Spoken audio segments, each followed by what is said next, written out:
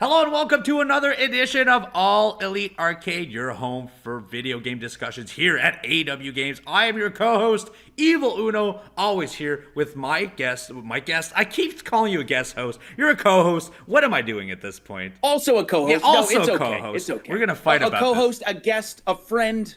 Together we're doing this. That's right. Together We're a team in this endeavor. Exactly. The Chugs is here.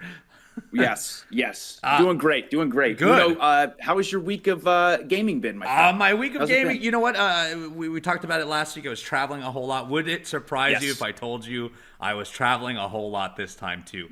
Big shock. I know, big shock. Last weekend I was in France. That's when we did our last podcast, and from there I hit the road for work. I hit the road for an independent. Yep. I literally just arrived within the door before this podcast. But I did get to play some video games to complete or to add on to what I was doing last week. I got the Apple Arcade. I ended up playing more Slay the Spire, more Balatro, more Monster Train. But I also started playing What the Car, which is, I don't know if you play What the Golf.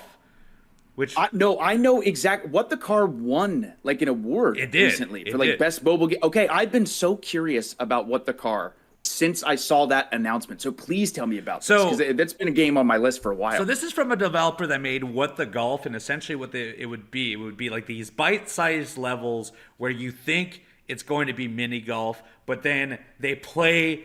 Like, for example, you start off, you're playing mini golf, but then next time around you think you're going to hit the ball, but it's your stick that moves, and that moves into, like, you're trying to get that into a stick-shaped hole. Next thing, you're not playing mini ball, you're now playing it as billiards. You know, you're playing pool on a pool table, or sometimes it just goes so far-fetched from what it actually is that it's comedic. It's ridiculous.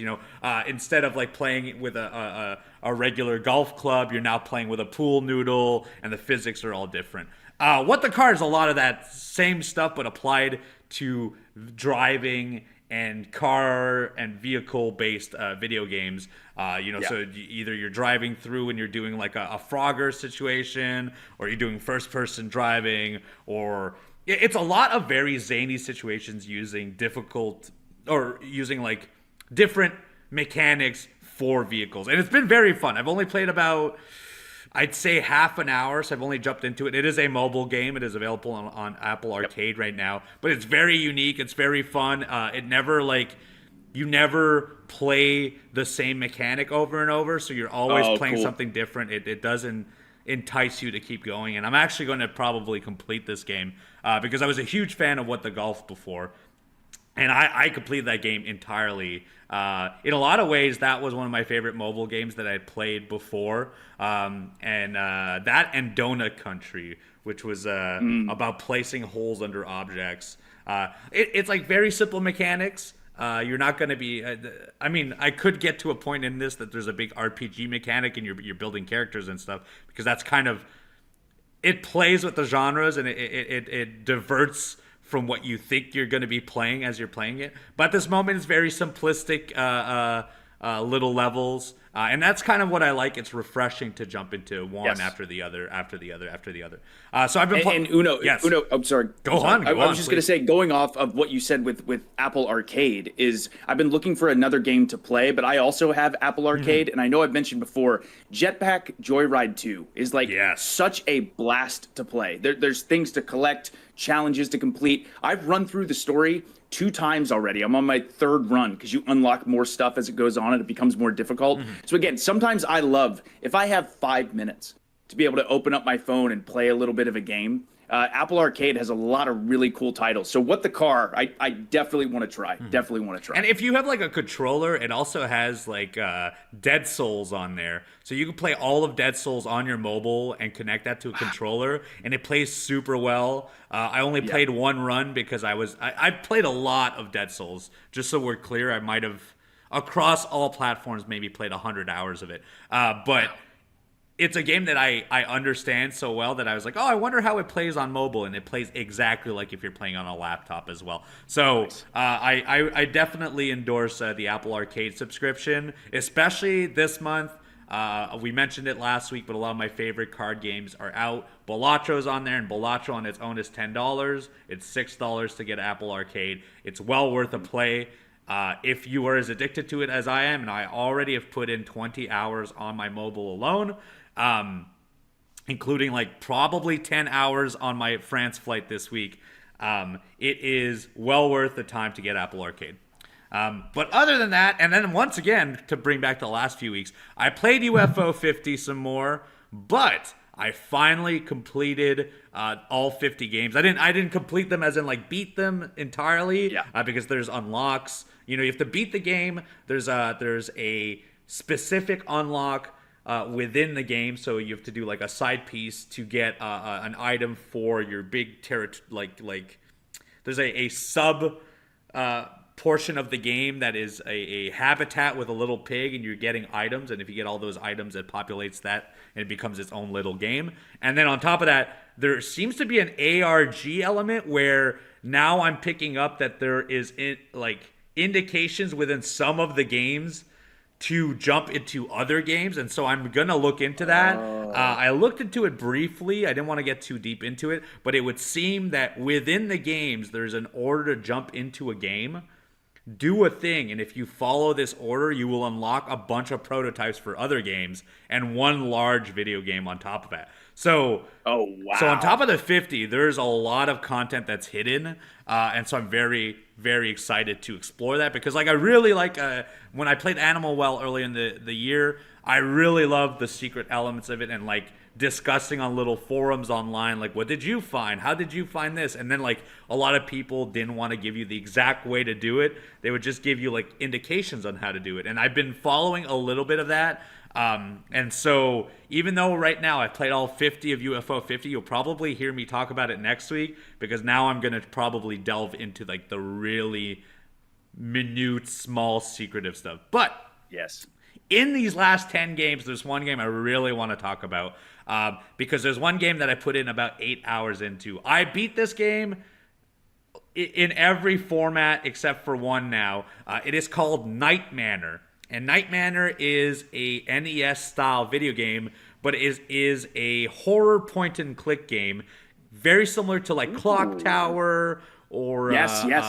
You know, NES didn't have a ton of horror games, but what they did have, this emulates. And so essentially, you are driving a vehicle. That's what the intro is. You hit a pedestrian. You go to save that person, and then you get knocked out. And then you wake up inside of a house. And what the point and click game is, you interact with items. You go through this creepy house, and at then some point, small spoiler. There is a murderer stalking you within the home. So it is very much like a slasher situation. And the goal of the game is obviously escape the house and leave, but there are secondary goals that you can do, and I ended up doing all of these goals. And it is insane, the quality. I've talked about this last week, and I talked about it the week before, about how the quality of these video games, they could be their own drops. The fact that there are games of this quality within a package of 50 is almost insane, because if I had known of Night Manor separately from this, I would pay $10 to play it. It is fine-tuned. It has very incredible audio design. There's very little music, but then what's fun is that there's very little sounds, but sometimes you'll click on an item thinking you could pick it up, but it creates a noise which attracts the villain, and then you have to go from room to room and find a room that has a hiding space, and then you hide in the hiding space, do a mini button press quick game. And so it has like really interesting audio design, and then on top of that, it has unlocks within it that have very cool, like, super atmospheric music. Like there'll be like music boxes that do like very creepy, almost Silent Hill style music. It's very, very nice. Visually, it's incredible what they could do with. I've always been a big fan of 8-bit and 16-bit style. Me too. I like just sprite work. And the sprite work in this is incredible. So if you go and get UFO 50, top of my list right now, and I played 2 of them all the way through, but definitely play Night Manor. it is an incredible endeavor for something that is within a package of 50 game. And then Warp Tank was my other favorite one as of yet. Those two are very, very good. And there's at least there are 10 games within this 50 pack bundle that I could see myself buying for $10 separately. So well worth the package. I believe the package is $30 or $40 total. So yeah. I speak very highly of UFO 50. I think a lot of people also do out there. But if you are interested in horror, there's an incredible little horror game within there. Perfect for the month of October. So again, this game is like 8-bit style graphics. Yes. Night Manor. Yeah. It's just, again, after you discussing everything, it's still wild to me that, again, there's 50 different games. I know they're all different genres, but the fact that you put 8 hours into just one of the 50 is pretty darn cool. So I absolutely have to pick this game up. Yeah, I think in the package of 50, I've already put 70 hours into it. That's and there's only 2 of them that I completed of the 50. And both of them were about 8 to 10 hours of my time. So wow. Awesome. What have you been playing, Chugs?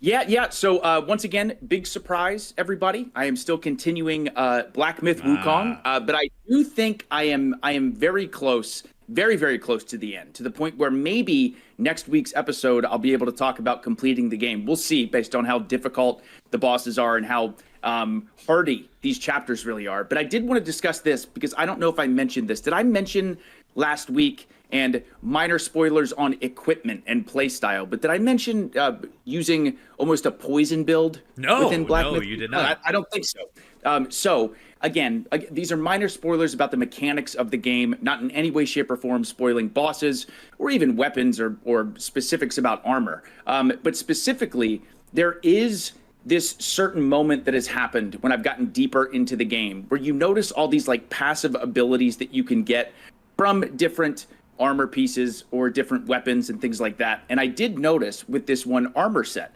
where it said if you had all 4 of this specific set, when you're in the poisoned state, you do significantly more damage.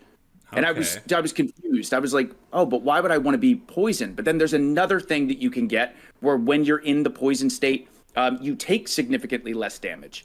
So I thought, you know what? I'm going to experiment with this. I'm going to try, because I did get a soak for my gourd that automatically puts the destined one in the poison state. And then there was another soak where it's like I'm also constantly getting a little bit of HP back. So it's negating that damage as much as possible. But when in the poison state, Uno, I do so much damage. Oh, yeah. Like, so much damage. It's so awesome. Now, there is that fear of your health, even though it's not as much. It's constantly going down just a little bit, but not enough to where it's like super dangerous. As long as you stay aggressive and keep attacking the bosses or the enemies, it's been so cool because I've never done anything like that before. Normally, I'm a player where it's like, let me find the most attack power, but at the same time, let me find as much defense as humanly possible. So this time, again, the defense is good, but I'm noticing such an advantage to being in this poison state where I might stick with it to the end of the game. I don't really know. That's really interesting. Yeah, it is. Yeah, it's and I love looking at all the different armor sets and all the different weapons with different perks and advantages based on your play style, what spells you want to use and things like that. So I can only imagine how many different approaches players have taken when beating this game and fighting these bosses. So that's been really exciting for me. Again, for them to have those mechanics in there where you can really experiment with different styles is really, really cool to me.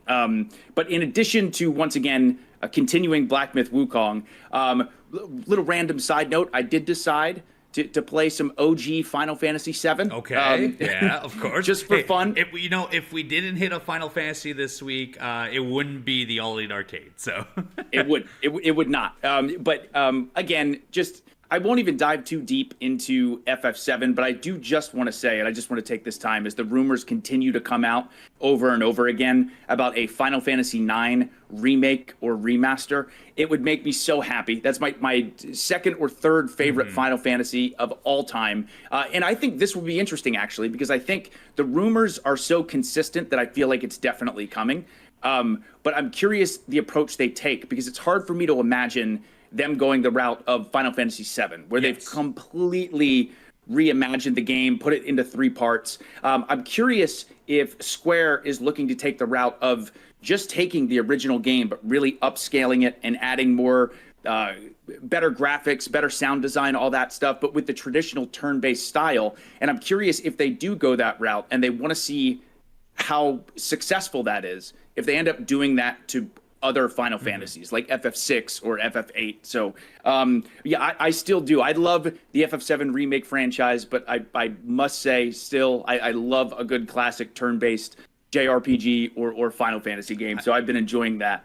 I would definitely be curious on top of that if because 9 is very cartoony, right? Like the characters have a very distinct look, whereas 7 and 8 are very polygon focused. This one is like rounded edges. Everything has a very precise look. Even if they were to bring it to nowadays, it's not like design wise, it would feel wrong to change the character designs to something more realistic like they did for Final Fantasy VII Remake. So yeah, I'd be very curious to see what they do with it, because I highly doubt they would want to change what I think is Final Fantasy IX, which is that type of look for the game. And you're 100% right, because 7 and 8 took the more realistic approach, and 9 almost felt like a love letter to the original Final Fantasies. It was much more cartoony, much more fantasy based, and things like that. So yeah, I completely agree with you. But 9 is so good. FF9 is so good. If you haven't played it, please play it. Please do. But the last thing that I kind of jumped into, Uno, is I love watching speedruns. Yes. I really, really love watching speedruns. And I, for years, have thought, like, what would be a game that I would maybe want to attempt to speedrun? I know some people speedrun games like Final Fantasy, which is incredible because those speedruns are 7 hours long. And so many people obviously have done the speedrun for the original Mario Bros. But one of my favorite games ever, my favorite Resident Evil game ever, is Resident Evil 2 Remake. I absolutely love this game. So I have, on my own time, been practicing doing a speed run of Resident Evil 2 Remake on hardcore mode. And I have not succeeded yet. Initially, it started as like, oh, I want to get an S+ ranking, which to me, that would be a massive win. Maybe that is my speed run. But I've been going over and over again through the beginning portion where I get to the first time you encounter G, and then a little bit further than that, but I'll end up restarting because I don't like something that happened, because you have to be so careful with ammo conservation and your route and making sure you take out the right enemies and when to use your ammo at this point or that point. So that's been actually really fun. I mean, I've replayed that beginning portion where you first encounter the first boss fight with G so many times that I feel like I have that memorized in the back of my head now. So I want to get to a point where I can get all the sections done, whether I do save states where I continue through one section post the first G fight and then later do the final G fight as well. But it's been really fun. It's been really, really fun. And watching people who are incredibly good at it, it has always been something I've been super interested in. So I definitely will keep everyone posted on my S+ journey in RE2 Remake. I'll definitely keep everyone posted. So I'm curious of two things. One, do you know what the record is on hardcore for a speed run? Oh man, right, it's got to be like sub 2 hours for sure. Oh, it definitely sub 2 hours. It's the some of the runs that I've seen from people are just so. I mean, we're talking like an hour and a half. Yeah, like just unbelievable runs, and actually the world record very likely is even faster than that. Yeah, because there's probably some glitching involved too, for sure. Sure. Or just, again, the incredible skill of these speedrunners to be able to figure out the patterns and places and knowing like exactly how many shots this zombie takes and how many shots this liquor takes. And just, it's amazing all the different strats you can learn from watching people speedrun the game. And I just, I love it. I absolutely love the game. So I will definitely keep everyone posted. And then my second question on this is, what's your process? Like, so obviously you're doing a little research by watching the videos and stuff, but like, as you play this, is this all you're keeping in your head, or are you taking notes like, oh, if I, in this specific tunnel, if I lean right, I can escape all these people, or... So I have to give a huge shout out on YouTube to a YouTuber, a speedrunner, a Resident Evil or video game content creator. His name's Carcinogen. Yes. And he has done so many Resident Evil runs, whether it's Leon A, Claire A, Leon B, Claire B, RE3, RE4. He is so incredibly smart, where lots of times the first time I will section it off where I'll watch one section of him doing the run. And then the first time I do it, I watch and play along. Yeah. Like, and pause the game. And then I get to a point where I put the phone away and I try to do it myself without looking anything up. So I'm trying to get to a point where I can, just off memory, be able to do the entire run at one time. But yeah, he is an amazing streamer, content creator. And I've learned so much about Resident Evil from him, for sure. Well, I'm really excited to hear more about your journey and speedrunning this. Yes. I don't even know if I have a video game I'm capable of speedrunning, let alone play on hardcore. So you're a stronger man than I am, for sure. But that's our video games of the week. I hope you were excited by that. Let us know what you're playing in our YouTube comment link, youtube.com/awgames. Put it down below. Let us know what you've been playing this week. You're probably playing that new Zelda game. Both of us have really wanted to play it. I will probably, I'm home for the weekend. I'm looking to either play that or get that early access to the Silent Hill 2 game that is getting great reviews. Dude. It's coming out this week. I'm so excited. It's the perfect time for it. But that's not all on this podcast. We will be tuning in to the news from this week right after this.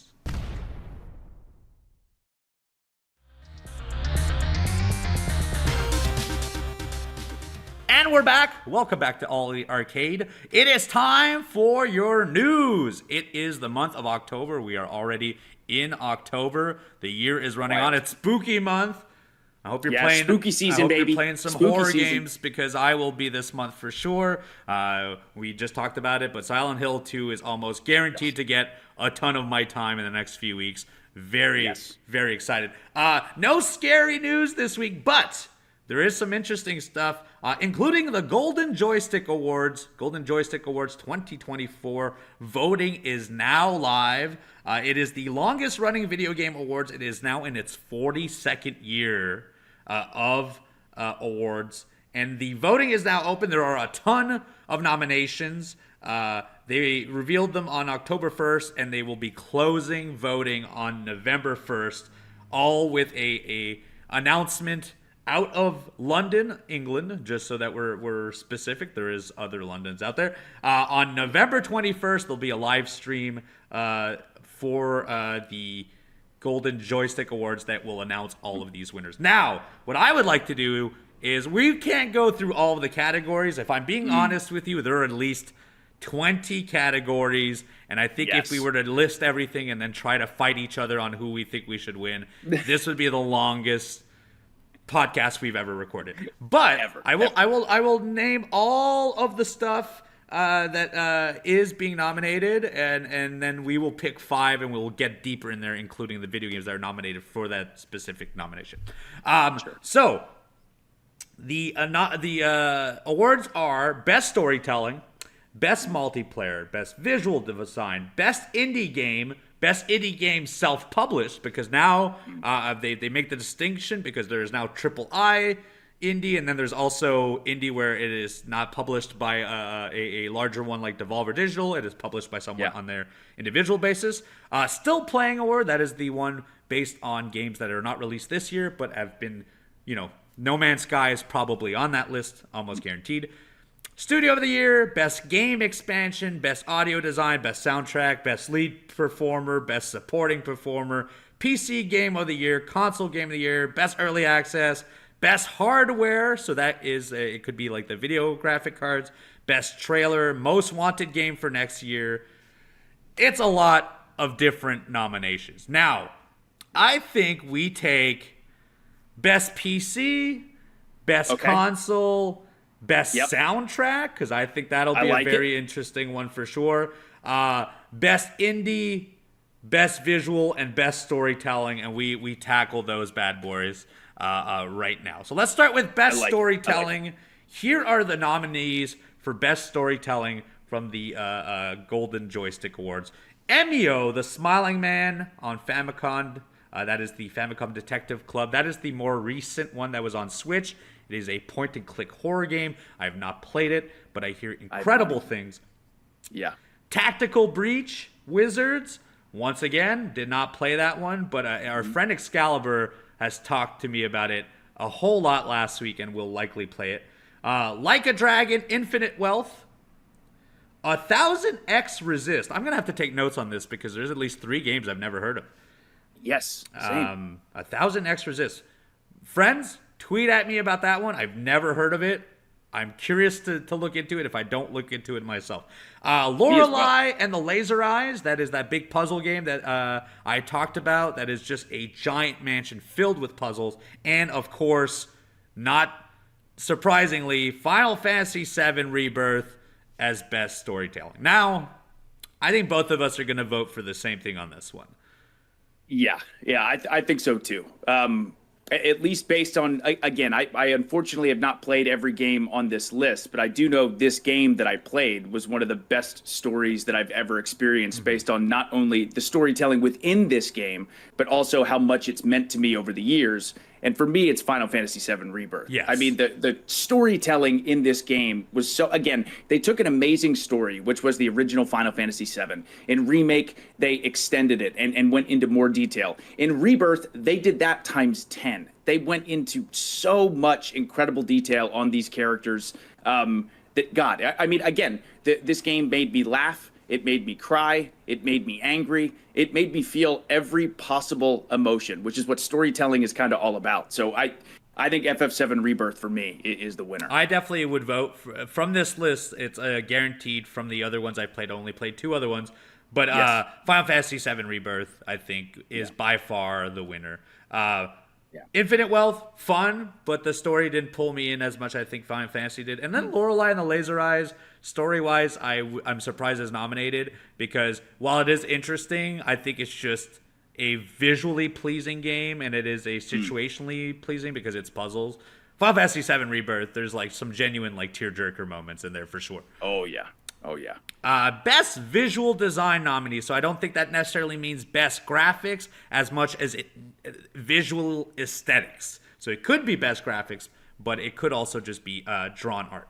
So the 6 nominees are Senua's Saga Hellblade 2. Makes a ton of sense. Warhammer 40k Space Marine 2. Also, considering the amount of people they put on screen, that makes a ton of sense. Astrobot. This is already a hard one. Harold Halibut. That is a point and click game that is claymation. Very, very interesting visual aesthetics. Metaphor ReFantagio. That is the new Atlas game. It is not out yet, but it's already nominated. The Persona series, which was their previous series, is known for its visual aesthetics, so I'm not surprised about this. This one looks cool, but I cannot talk about it ad nauseum because we haven't played it. And then Black Myth Wukong is the 6th in best visual design. This is a hard one because my initial thought was, Astrobot, but I think Hellblade 2 is stunning. Hellblade 2 is one of the most visually beautiful games, definitely, that I've ever played. If this was, and I'll tell you what, if this was sound design, immediately, Hellblade 2 would be the winner for me. But again, visually, it's so impressive. Astrobot is so impressive. Black Myth Wukong looks gorgeous. It reminds me of Demon Souls, almost in the first, it's like a painting when PS5 almost. launched. Yeah. But I will say, if I had to pick, and this is so difficult, but seriously, Space Marine 2. Yeah. When I first started playing this game, there was a moment where there were thousands of enemies on the screen. And I thought, okay, this is going to turn into a cutscene.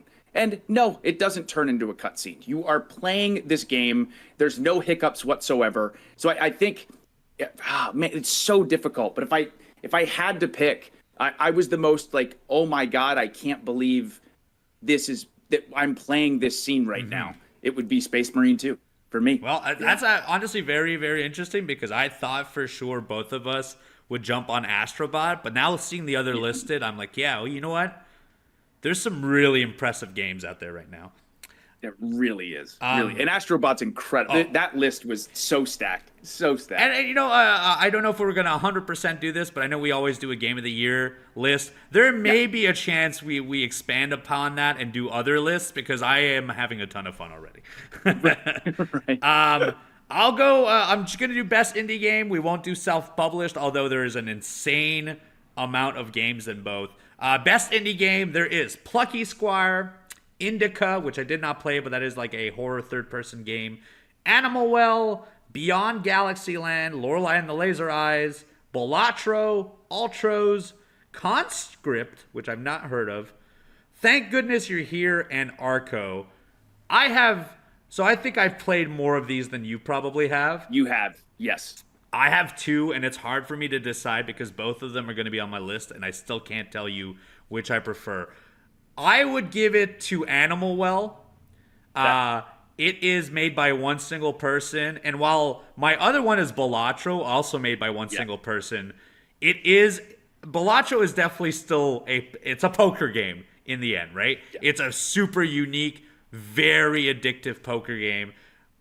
Animal Well is built from the ground up. It's a Metroidvania like no other Metroidvania out there. It is visually stunning. The audio design is stunning, but it involves so much crazy little secrets, so much depth in every little page you go to. Because at first, you don't see the depth of every level you go into until much later. It's not a Metroidvania where you're necessarily getting an item in it. And now you know, like, these rocks that could blow up. It's you get an item, and that item might have 12 different uses throughout it, and you have to contextually from page to page throughout figure out what those things are. So I would give it to Animal Well.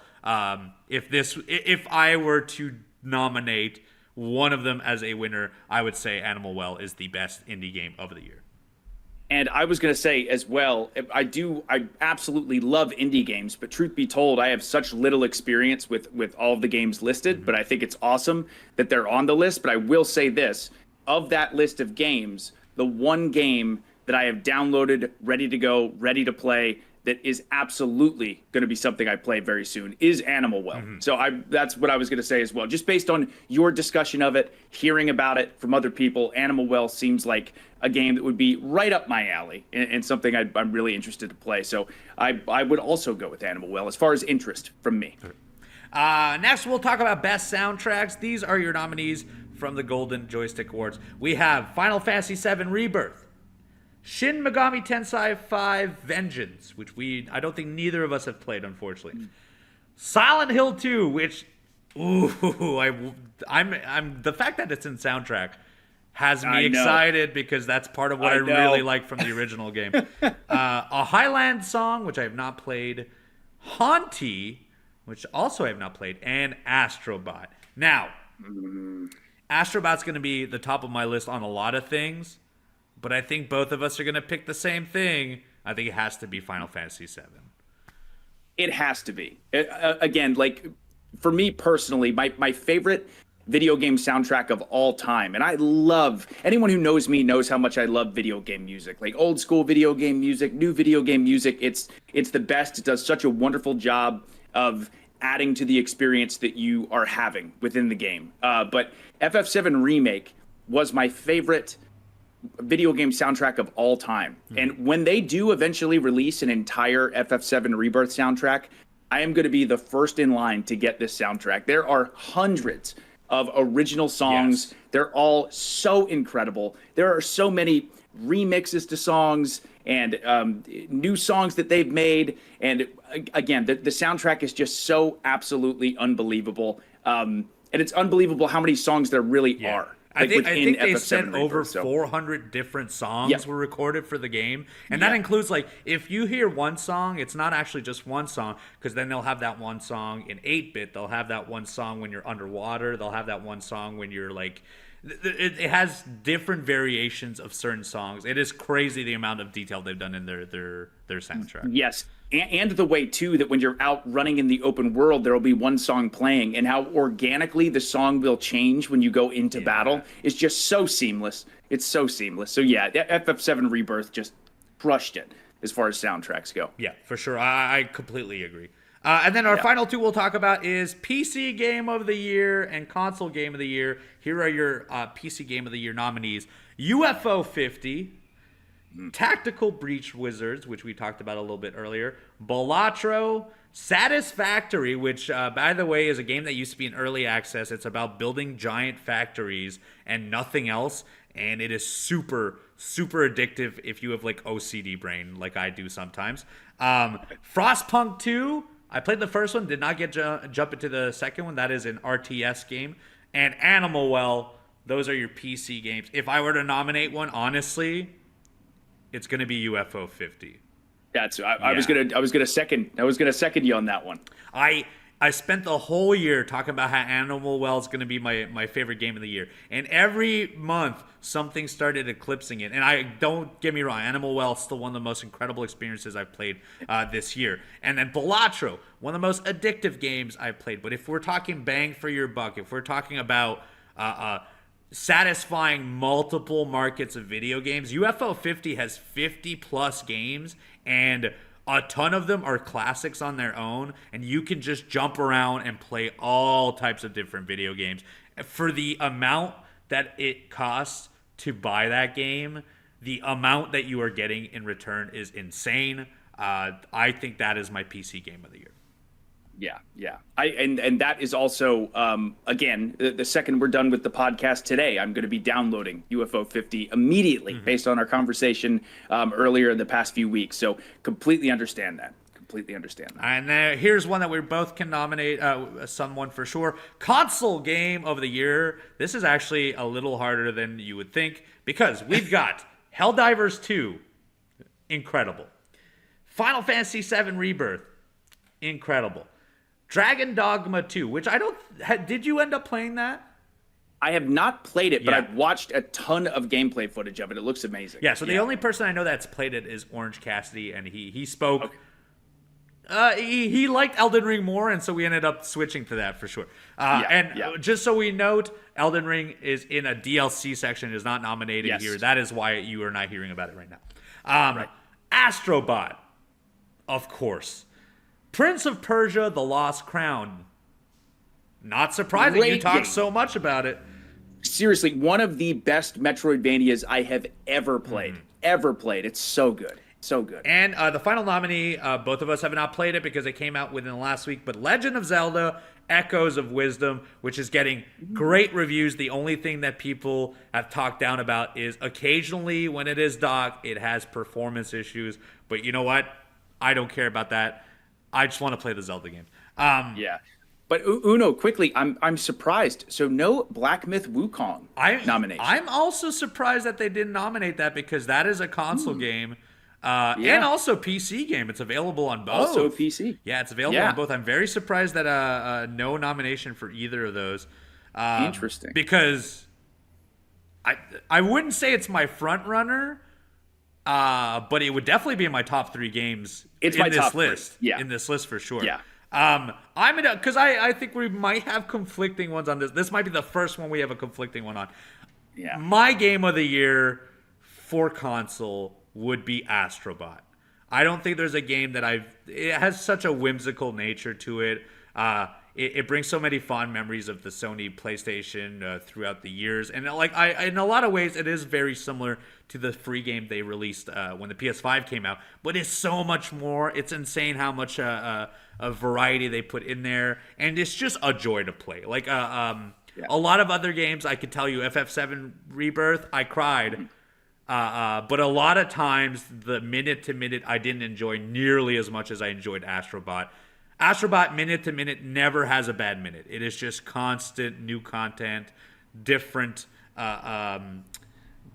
environments, different audio design, great music. It is just a very, very polished third-person platformer, and that is probably going to be my game of the year at the end of the year.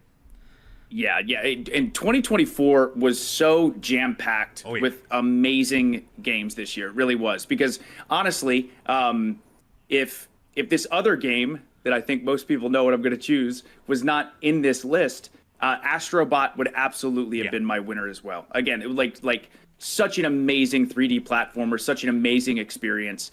You don't want it to end. But again, I've said this before. Final Fantasy VII Rebirth is a game I have waited years for. And really, if I look even further back, I remember being a kid and hoping they were going to remake Final Fantasy VII someday, so I could get the chance to play it. And the fact that they're doing it now with a game like FF7 Rebirth and exceeding everyone's expectations, it was one of the best video game experiences I ever had. Again, when I was playing the opening moments of FF7 Rebirth, I was getting emotional. Like I have just such an attachment to that world and that universe. And again, Square has done an unbelievable job with the remake project. So again, I think it's going to be really difficult for anything to beat Final Fantasy VII Rebirth for me as far as this year's Game of the Year. Well, there it is. Let us know in the comments down below what you think your Game of the Year, at least from the nominees of the Golden Joystick Awards, is, because I know we will definitely be having a Game of the Year discussion at the end of this year. I mean, that is probably the one piece of content we are both 100% certain of doing, because we are very excited to discuss it. But do let us know down below what your nominees for the categories that we discuss, and would love to find out your opinion on all of those. Other news for the week, there's been it's not been an immense week of news, but there is some stuff. Katsuhiro Harada, which you might know as a one of the founding fathers of Tekken. Tekken 7 just recently being out. It is played in our backstage all the time. MXM are playing it every single week. I'm sure, I think even in the future, we'll probably have them on the podcast to talk about it, but our half of our roster is addicted to playing it. In an interview with The Gamer, Harada was asked if there's ever going to be a possibility of a compilation of Tekken video games, much like they have done for the Capcom fighters. And Harada says that he does not think there is any interest, if at all, with a classic Tekken series. Which, to his credit, this is why he says it's different for 2D fighting games, because 3D fighting games, players tend to play the latest installment, so there is no real need to go back and play the older ones.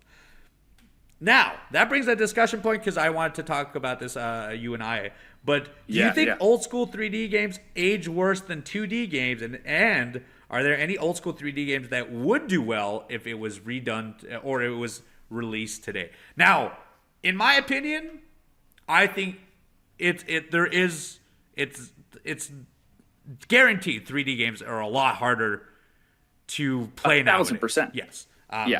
Yeah. They didn't know how to make a 3D game when they were starting the N64 and the PS1. They were just starting to play with the models, and the models were big on polygons. So I think it's very hard to take those and bring them into a current context. But there are games that I think are definitely well worth playing nowadays. But even those, I don't think are in the first few years of when they made 3D games. I think like Banjo-Kazooie, Banjo 2, Super Mario 64, you can play today, and they're still incredible. But they're not the first try at 3D games. I feel like that, a lot of the fighter games especially do not age well. Right.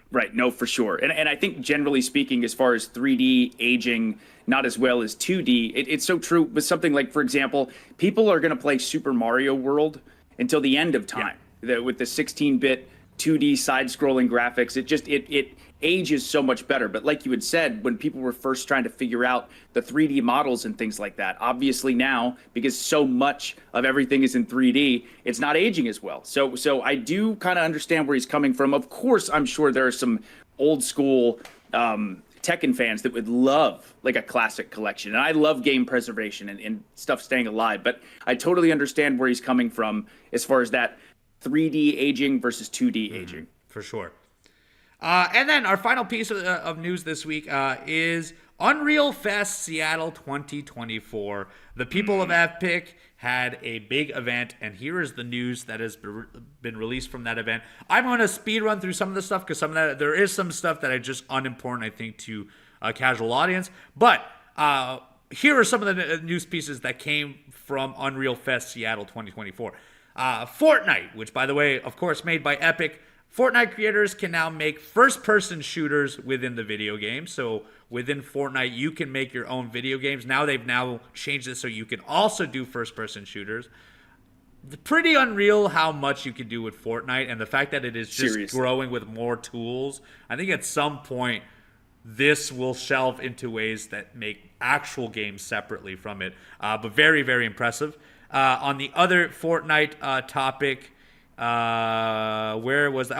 Fortnite hit a monthly active user peak last holiday. So last holiday, the very most amount of people played actively, with 110 million people playing actively in a single month, which is an insane number.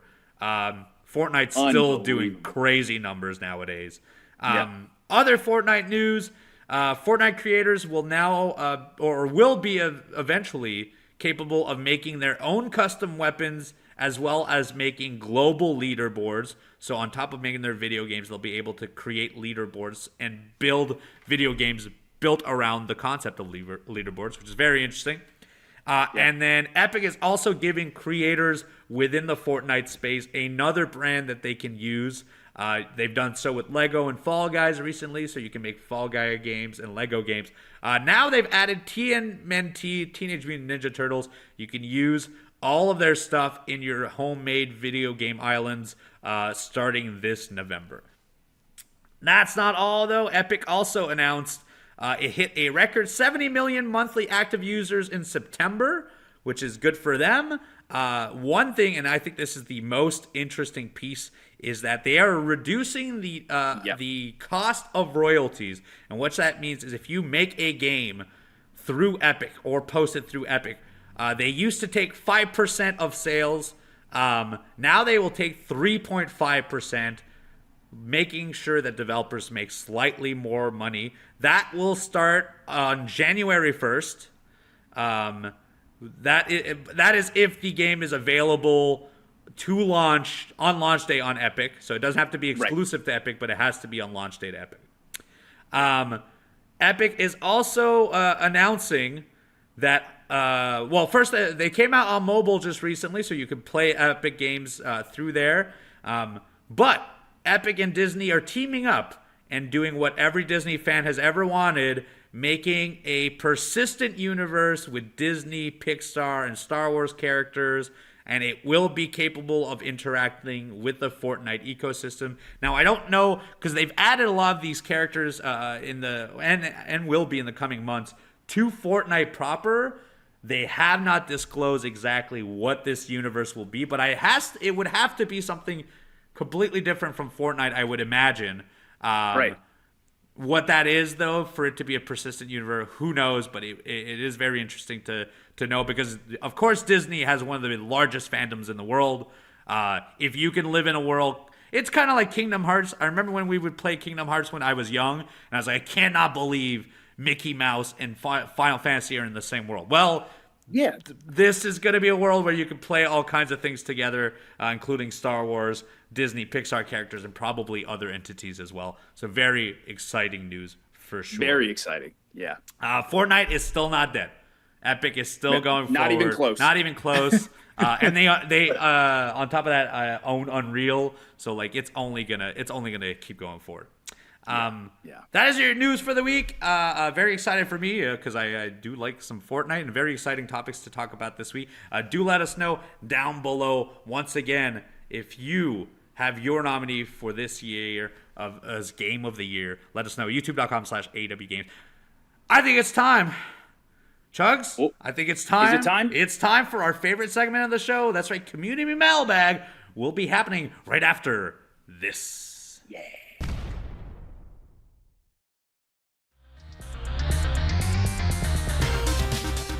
Welcome back. It is time for your community mailbag. That is correct. That's correct. It is time for us to answer your questions. You can send your questions. We answer them. tbs.com/arcade mailbag if you want to do so. It has been talked to us about. It is only available in the U.S. at this very moment. We are talking about potentially getting a way for you out there in Europe to send us our questions as well. Awesome. We will talk about it more in the future. Now, we have 4 questions today. Would you like to start, Chugs? I sure would. First question coming from Clark. Clark, thank you very much for the question. And Clark says, hey dudes, loving the show. what's the most impressive gaming feat that you have ever witnessed? Now, I've seen some crazy Tony Hawk and Super Mario Kaizo ROM hack speedruns, but for me, the greatest feat of gaming happened a few years ago at Awesome Games Done Quick, when runner Nitkriz beat Sekiro blindfolded in just over 2 hours. In my wildest dreams, I wouldn't be able to get close to that time, and doing it blindfolded is absolutely mental. Looking forward to hearing your opinions. That's such a good question. Such a good question. I have two that strike me for sure. One is a more recent one. The Elden Ring DLC had just come out recently, and before that, the Melania fights were like the hardest fight to do. There is a Twitch streamer that simultaneously beat the game with no hits on both a DDR mat and a controller simultaneously at the exact same time. Which is a feat that, one, I don't think I first of all cannot beat the game without getting hit, and secondly, I don't think I could DDR successfully when playing DDR, let alone when playing Elden Ring. That is definitely something that I thought was super impressive. But to me, some of the most impressive stuff on the internet is when Super Mario Maker was out and people were capable of making the hardest Mario levels in the world. Mario is just a concept that is super easy for me to understand, but they would make these levels where flames are being shot from everywhere. There's rotating flames. There's really you're bouncing off a bullet to bounce off a pad that you threw to bounce off another thing to then like hook your way around to get to a star so that you can run through a section that is falling down. It is insane, especially because you can go out there and find these videos, especially there are games, because they tell you the percentage of success rate for some of these levels, and they're like in the 0.01%, and some people are capable of pulling those off. It is, to me, the most impressive feats I've ever seen. So, Uno, I do want to make sure I mention this. I'll say something different from a personal story that I have. But again, watching these players play these incredibly difficult Kaizo, Super Mario World ROM hacks, or Super Mario Maker 1 and 2, it got me into watching so much gaming stuff on YouTube. Like, again, shout out to Graham Pooh Bear, who has done so much incredible Kaizo levels in Mario. For example, I watched him do this one level called Thumb Shredder, where it's like just shell jump after shell jump over and over. I can't do one. Yeah, I can't do one. So it's so impressive. That, in addition to, again, the blindfold runs, the speed runs, beating a game with like a really wacky controller or a really weird setup. But I do have one kind of personal funny story that, to this day, whoever this guy is, he's one of the coolest guys of all time. and the story is this is right when Halo 2 had Xbox Live. And I had a friend who was really, really into Halo, and I would go over to his house and I would watch him 1v1 play other people online. And there was a point where, and this friend I had, he was a trash talker. He was a trash talker. So he was playing this guy online, and he was just talking trash the whole time. It was the first to 15. And he's running his mouth saying, "Oh, you're terrible. You're no good." My friend got to the point where it was 14-0. My friend with 14, this other guy with 0. The guy had a mic but didn't talk the whole time. And then at 14-0, he turned his mic on. I swear to God, turned his mic on and went, "Game over." And then beat my friend 15-14. Wow. And it crushed his soul. I couldn't believe it was it was like one of the coolest. So as far as impressive or really, really sick gaming moments, that one I'll never forget. I'll never forget. So you would it just sit on his hands for the first 14, just letting it happen. Just let my friend beat him over and over, and then finally just turns his mic on, game over, and then beats my friend 15-14. It's savage. That's a savage. That is a savage situation. Thank you, Clark, for your question. Great question. Yes. Our next question is from Legend of Ralph. Thank you very much for sending your question. Hey, Chugs and Uno, been watching you guys on Arcade for a while now and hope to watch you for many years to come. We hope so as well. Yes, we hope so too. With news that there's a new Running Man movie remake currently in production. I did not know about this. Very exciting. I want to ask you guys, if a Running Man movie was made using video game characters, which 5 characters would make up your team of badass stalkers that would guarantee the runner would survive? And who is your current favorite stalker from the movie? I know you have. I don't think you've seen Running Man, Chugs. Just so we know, Running Man is a future show where it's a game show where they take ex-cons who are on death or cons who are on death row, and instead of them dying, they're put into this show to go through insane obstacles that could kill them, and they fight bosses throughout these levels. And if they were to fight all the bosses and succeed, they would get their freedom. So asking 5 bosses to defeat is essentially what it is. Please go. Yeah. Oh, and that is a great question. But I think again to narrow it down to 5. But I think I could make my top 5. Oh, right okay. Now. Please. I think I could. Please. I think Master Chief first and foremost. Okay. I think he's got to be in there. I think Geralt of Rivia from The Witcher would be another one. I think Cloud and Sephiroth from Final Fantasy VII, and Solid Snake. Wow, that'd be my top 5. You're making sure 5. No one escapes this at all. Yeah, no one is escaping, dude. No one. You know what? That trumps any list I was gonna say, because to me, my only one, I was like, I want Mr. X from RE2. That's perfect. And it's not even you face 5 bosses. He just follows you through the entire thing. There's no beating him. It's T2 all over again.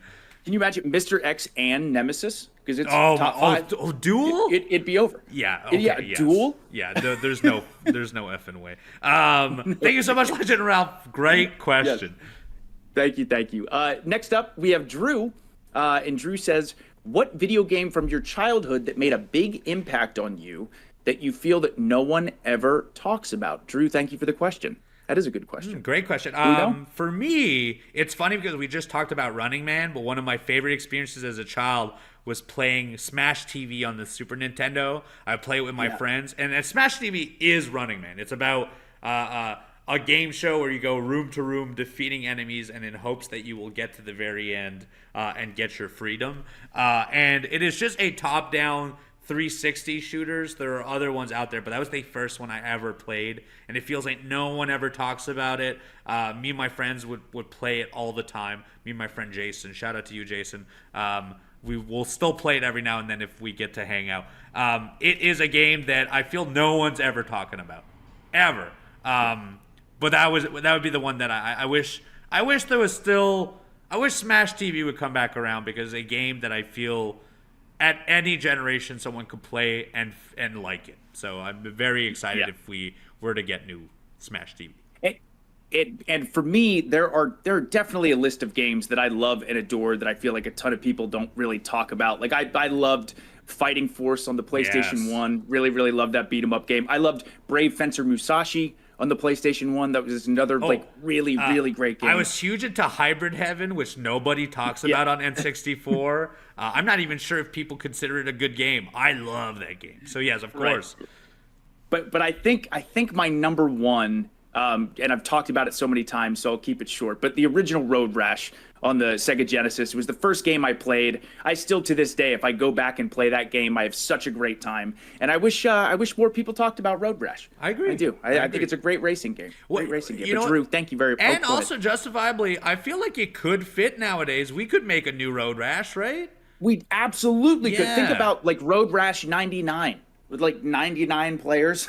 Oh, that would be unreal. Be so Last man standing. Everyone just punching each other with the chains. You're onto something for sure.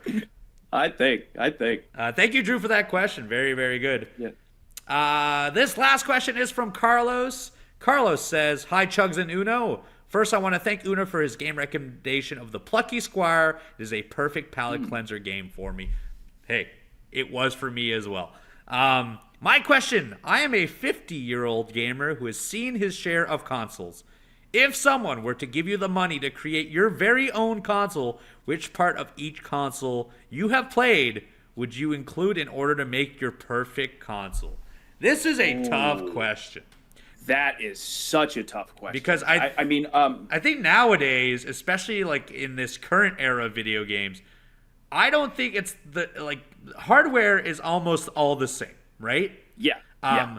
To an extent, I would love it to be a PS5 powered or a Series X power behind it. But I would love, I'm actually of the mind, I'd rather it be Switch style where I can dock it and I can also play it on the go, but with the power of one of those for sure.